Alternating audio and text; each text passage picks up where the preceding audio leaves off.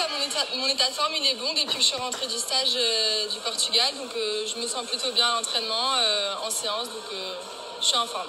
C'est les championnats de France, du coup, j'aimerais gagner. Je viens pour gagner et voilà mes ambitions.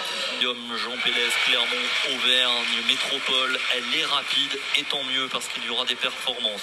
On est de retour sur la ligne de départ pour cette deuxième série du 800 mètres. Les deux premières sont assurées d'une place demain en finale un peu avant 15h30. Dans cette course, Vincent, Charlotte Pizot, Léna Condis-Sounon.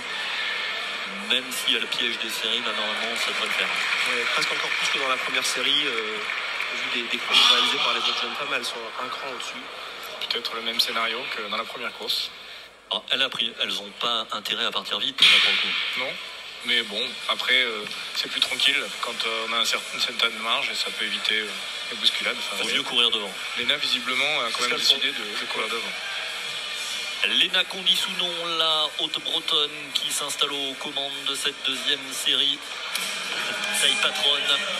Charlotte Pizot qui va tenter de se replacer là en deuxième position. Ça temporise un petit peu maintenant. Mais ça passe quand même relativement vite aussi. Moins de 30 secondes, 800 mètres. Elisa Saran en troisième position. Stéphanie Sell, les quatre premières de cette course, les deux favorites aux commandes. Alors visuellement, c'est moins spectaculaire qu'Agathe-Guillemot forcément. On va plus être, Vincent, dans du contrôle.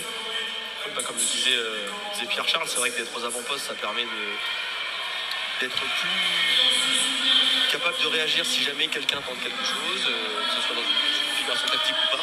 Et quand même, ça va relativement vite parce que pour les jeunes femmes derrière elles, c'est quand même déjà un chrono tout à fait honnête. Donc ça les met à l'abri globalement. Léna Condis-Sounon toujours en tête devant Charlotte Pizot.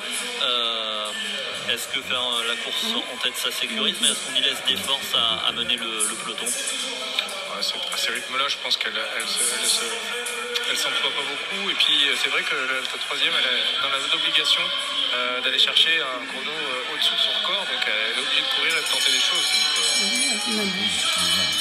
Donc, non. A priori, vu la configuration, je pense pas que les temps soient dans cette série, à moins que Elisa Saran arrive à relancer dans le dernier tour, mais comment c'est parti, je pense que les qualifiés et les repêchés au temps seront plutôt dans la première série. Condis-Sounon, Pizot étaient les favorites annoncées. Pour l'instant, elles tiennent leur rôle. Elisa Saran en troisième position tente de remettre du rythme pour peut-être aller cueillir l'une des deux places directement qualificatives. Attention, parce que si elle le fait, ça sera une piégée, mais ça contrôle devant. Condis-Sounon va aller chercher la victoire. Et Charlotte Pizot, taille patronne, elle a jeté le petit coup d'œil par-dessus l'épaule et elle a remis ce qu'il fallait pour éviter le retour de Saran.